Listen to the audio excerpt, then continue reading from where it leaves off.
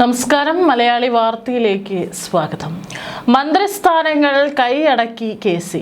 VD. Satheesan മന്ത്രിസഭയിൽ ആഭ്യന്തരമന്ത്രിയാകുമെന്ന റിപ്പോർട്ടുകൾക്ക് പിന്നാലെ ചെന്നിത്തല സംസ്ഥാന പോലീസിലെ ഉന്നത ഉദ്യോഗസ്ഥരുമായി കൂടിക്കാഴ്ച നടത്തുമെന്ന് റിപ്പോർട്ട്.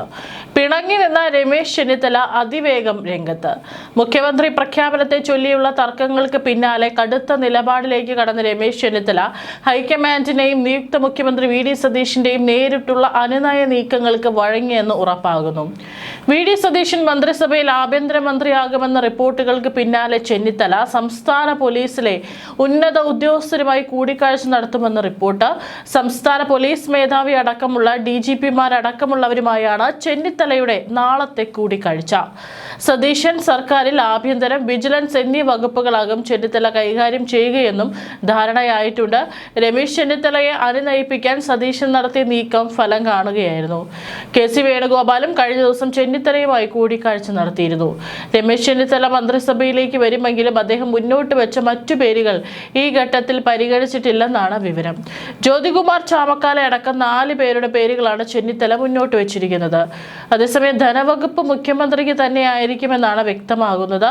സതീശൻ മന്ത്രിസഭയിൽ മന്ത്രിസ്ഥാനം ഉറപ്പിച്ച 8 കോൺഗ്രസ് നേതാക്കളുടെ പട്ടികയും ഇതിനിടെ പുറത്തു വന്നിട്ടുണ്ട്. Sunny Joseph, K Muraleedharan, A.P. Anilkumar, P.C. Vishnunath, Bindu Krishna, M. Liju, Thiruvanchoor Radhakrishnan, Chandy Oommen എന്നിവർ മന്ത്രിമാരാകുമെന്നാണ് വ്യക്തമാകുന്നത്. ഇനിയും കുറച്ചു പേരുകൾ കൂടി വരാനുണ്ട്. KPCC അധ്യക്ഷൻ സണ്ണി ജോസഫിന് പ്രധാനപ്പെട്ട വകുപ്പ് തന്നെ നൽകിയേക്കുമെന്നാണ് സൂചന.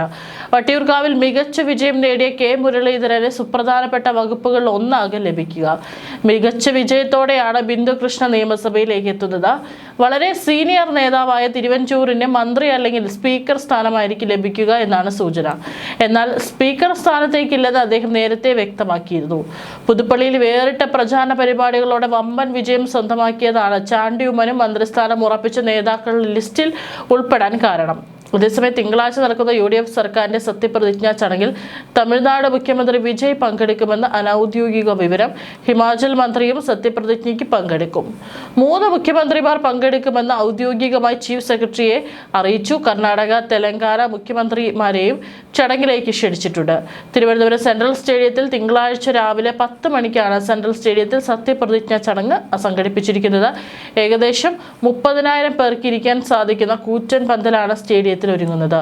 10 വർഷങ്ങൾക്ക് ശേഷം അധികാരത്തിൽ തിരിച്ചെത്തുന്നതിൽ ആരവം ഒട്ടും ചോരാതിരിക്കാനുള്ള ഒരുക്കത്തിലാണ് UDF. അതേസമയം വിജയ് എത്തുമോ എന്ന കാര്യത്തിൽ ഔദ്യോഗിക സ്ഥിരീകരണം സർക്കാർ വൃത്തങ്ങൾ ലഭിച്ചിട്ടില്ല. എന്നാൽ വിജയ് അന്നേ ദിവസം രാവിലെ എത്തിയേക്കുമെന്നും ചടങ്ങിൽ പങ്കെടുത്ത ഉടൻ തന്നെ മടങ്ങുമെന്നും അനൌദ്യോഗികമെന്ന വിവരമുണ്ട്. അതുകൊണ്ട് തിരക്ക് നിയന്ത്രിക്കാനുള്ള സംവിധാനങ്ങളും ഒരുക്കാനുള്ള തയ്യാറെടുപ്പിലാണ് പോലീസ്. അതേസമയം സംസ്ഥാന രാഷ്ട്രീയത്തിലെ പുതിയ സംഭവ വികാസങ്ങൾക്കിടയിൽ തന്റെ നിലപാട് വ്യക്തമാക്കി G. സുധാകരൻ. താൻ ഇതുവരെ മന്ത്രിസ്ഥാനം ആവശ്യപ്പെട്ടിട്ടില്ലെന്നും മുൻപും ആവശ്യപ്പെട്ടിട്ടല്ല തന്നെ മന്ത്രിയാക്കിയതെന്നും അദ്ദേഹം പറഞ്ഞു. എന്നാൽ മന്ത്രിസ്ഥാനത്തേക്ക് പരിഗണിക്കുകയാണെങ്കിൽ അത് സ്വീകരിക്കുമെന്നും അദ്ദേഹം കൂട്ടിച്ചേർത്തു. അതേസമയം UDF-ൽ നിന്ന് ആരും തന്നെ ഇക്കാര്യത്തിനായി സമീപിച്ചിട്ടില്ലെന്നും അദ്ദേഹം വ്യക്തമാക്കി. അതേസമയം SNDP യോഗം ജനറൽ സെക്രട്ടറി വെള്ളാപ്പള്ളി നടേശനെ സന്ദർശിച്ചതുമായി ബന്ധപ്പെട്ട ആരും തനിക്കെതിരെ വിമർശനം ഉന്നയിച്ചിട്ടില്ലെന്നും G. സുധാകരൻ പറഞ്ഞു. കേരളത്തിലെ പ്രബലമായ ഒരു സമുദായത്തിന്റെ സെക്രട്ടറിയാണ് വെള്ളാപ്പള്ളി. അദ്ദേഹത്തെ സന്ദർശിച്ചതിൽ ഒരു തെറ്റുമില്ല. വെള്ളാപ്പള്ളിയോട് വ്യക്തിപരമായ ശത്രുതയുള്ള ആരെങ്കിലും വല്ലതും പറഞ്ഞിട്ടുണ്ടാകാം എന്നല്ലാതെ ഔദ്യോഗികമായി ആരും വിമർശിച്ചിട്ടില്ല. CPI ജില്ലാ കമ്മിറ്റികളിൽ ഉയർന്നു വരുന്ന വിമർശനങ്ങളെ കുറിച്ചും അദ്ദേഹം പ്രതികരിച്ചു. ആളുകളുടെ മനസ്സിലുള്ള കാര്യങ്ങളാണ് ഇപ്പോൾ പുറത്തു വരുന്നതെന്നും അദ്ദേഹം ചൂണ്ടിക്കാട്ടി. എപ്പോഴായാലും മനസ്സിലുള്ള കാര്യങ്ങൾ ഒടുവിൽ പുറത്തു വരുമെന്ന് മനസ്സിലാക്കിയാൽ മതിയെന്നും താൻ കാര്യങ്ങൾ എപ്പോഴും തുറന്ന് സംസാരിച്ചിട്ടുണ്ടെന്നും ഇനിയും അത് തുടരുമെന്നും G. സുധാകരൻ വ്യക്തമാക്കി. മന്ത്രിമാരുടെ പട്ടികയിൽ ഇന്ന് അന്തിമ തീരുമാനമുണ്ട്. നാളെ ഉച്ചയ്ക്ക് 2 മണിയോടെ പട്ടിക ഗവർണർക്ക് കൈമാറും. ഉഭയകക്ഷി ചർച്ചകൾ തുടരുകയാണ്. നാളെ രാവിലെയും ചർച്ച തുടരുമെന്നും ACC ദീപാദാസ് മുൻഷി അറിയിച്ചു. തിങ്കളാഴ്ചയാണ് പൂർണ്ണ മന്ത്രിസഭയുടെ സത്യപ്രതിജ്ഞാ ചടങ്ങുകൾ നടക്കുന്നത്. നിയുക്ത മുഖ്യമന്ത്രി വി.ഡി. സതീശന് ഇനി മുതൽ പുതിയ വാഹനം, കറുത്ത വാഹനങ്ങൾക്ക് പകരം വെളുത്ത നിറത്തിലുള്ള കാറുകളായിരിക്കും നൽകുക.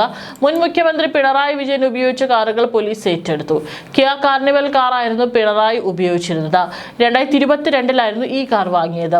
എന്നാൽ ഇനി മുതൽ ഇന്നോവ ഹൈക്രോസ് ആയിരിക്കും മുഖ്യമന്ത്രി ഉപയോഗിക്കുക. VN വാസവൻ ഉപയോഗിച്ച വാഹനമാണിതെന്നാണ് റിപ്പോർട്ട്. VD സതീശൻ പ്രതിപക്ഷ നേതാവായിരുന്ന സമയത്ത് ഇന്നോവ ക്രിസ്റ്റ കാറായിരുന്നു ഉപയോഗിച്ചിരുന്നത്. 2023 ജാനുവരി അവസാനം വരെ പ്രതിപക്ഷ നേതാവായിരുന്ന രമേശ് ചെന്നിത്തല ഉപയോഗിച്ചിരുന്ന വാഹനമായിരുന്നു VD ഉപയോഗിച്ചിരുന്നത്. ടൊയോട്ടോ ഇന്നോവയുടെ ഏറ്റവും പുതിയ മോഡലാണ് ഹൈക്രോസ്. 7 സീറ്റർ 8 സീറ്റർ മോഡലുകളിൽ എത്തുന്ന ഇന്നോവ ഹൈക്രോസിന് 19,77,000 രൂപ മുതൽ 30,98,000 രൂപ വരെയാണ് വില. ഇന്നോവയുടെ 5ാം തലമുറ വാഹനമായ ഹൈക്രോസിൽ 2 ലിറ്റർ 4 സിലിണ്ടർ പെട്രോൾ എഞ്ചിനൊപ്പം സ്ട്രോങ് ഹൈബ്രിഡ് ഇലക്ട്രിക് സിസ്റ്റം ഉൾപ്പെടുത്തിയിരുന്നു. ഇത് രണ്ടും ചേർന്ന് 184 bhp കരുത്താണ് വാഹനത്തിന് നൽകുന്നത്. ECVT ഓട്ടോമാറ്റിക് ഗിയർ ബോക്സ് ആണ് എഞ്ചിനുമായി ബന്ധിപ്പിച്ചിരിക്കുന്നത്. ഹൈബ്രിഡ് സംവിധാനത്തിന്റെ കൂടി സഹായത്തിൽ ലിറ്ററിന് 23.34 കിലോമീറ്റർ ഇന്ധനക്ഷമതയും ഈ MPVക്ക് ലഭിക്കുന്നുണ്ട്. ഹൈബ്രിഡ് സംവിധാനമില്ലാത്ത 2 litre naturally aspirated petrol engine മാത്രമായും ഹൈക്രോസ് ടൊയോട്ടോ പുറത്തിറക്കുന്നുണ്ട്. ഈ മോഡൽ 173 bhp കരുത്തും പരമാവധി 209 Nm ടോർക്കും പുറത്തെടുക്കും. CVT ഓട്ടോമാറ്റിക് ഗിയർ ബോക്സ് ആണ് എഞ്ചിനുമായി ചേർത്തിരിക്കുന്നത്. ഇന്ധനക്ഷമത ലിറ്ററിന് 16.13 കിലോമീറ്റർ. വെന്റിലേറ്റഡ് സീറ്റുകൾ, panoramic sunroof with mood lighting, roof mounted AC വെന്റുകൾ, 10.1 inch touch screen, 7 inch TFT instrument cluster, powered ottoman സീറ്റുകൾ, 9 സ്പീക്കറുകളുള്ള പ്രീമിയം JBL സൗണ്ട് സിസ്റ്റം, സുരക്ഷയ്ക്കായി 6 എയർ ബാഗുകൾ, auto high beam, dynamic radar cruise control, blind spot monitor, കൂട്ടിയിടി മുന്നറിയിപ്പ്, line trace assistant, rear cross traffic alert എന്നിവയാണ് പ്രധാന ഫീച്ചറുകൾ.